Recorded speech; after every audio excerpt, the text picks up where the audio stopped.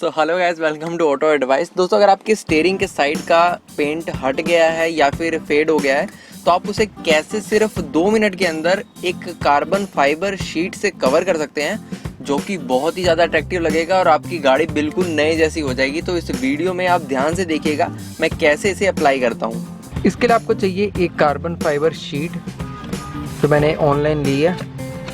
साथ ही साथ आपको चाहिए होगा सीज़र और नाइफ इसको कट आउट करने के लिए। तो अब मैं आपको करके दिखाता हूँ, फिर आपको एक आइडिया हो जाएगा।